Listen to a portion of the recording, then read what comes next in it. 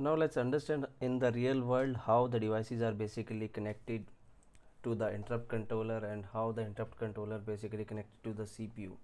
So as you can see in this picture, we have multiple devices, device 1, 2, 3 and 4. All these devices are connected to the PIC. PIC is called programmable interrupt controller, which basically control the interrupt coming from multiple devices. And PIC is further connected to our CPU core. So what happens is, let's say our device 1 has initiated some interrupt. So this interrupt will be received by PIC, and then PIC will further interrupt to the CPU and notify there is an interrupt from this device. Okay, and you can see here, like, these devices are connected through some physical wires to this PIC, program interrupt controller.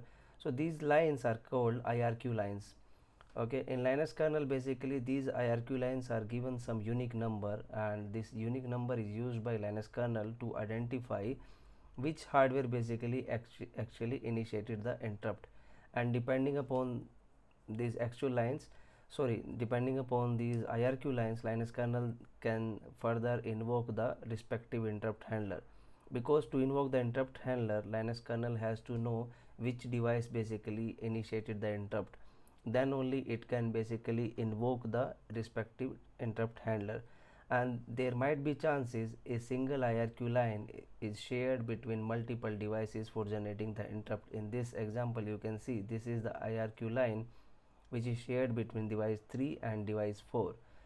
So if device 3 wants to generate some interrupt, they can use this IRQ line. Also device 4 also can use the same IRQ line for generating the interrupt, which will be handled by PIC, and PIC will further pass that interrupt to the CPU. Okay, so how this shared interrupt line interrupt handler works, that we will be discussing in detail in going session. Okay, and there are some IRQ number which are reserved in our Linux kernel. For example, IRQ 0 is always reserved for timer interrupt. So any timer interrupt which will be generated into the system, that will be received on the IRQ line 0. Okay, so you understand the concept here. Device is basically connected to the IRQ lines, and these IRQ lines is given the special unique number, let's say 43 for this interrupt line which is connected to device 1, 44 for the interrupt line which is connected to device 2, and 45 for the interrupt line which is connected to device 3, and 43 again, because this IRQ line is being shared between device 3 and device 4.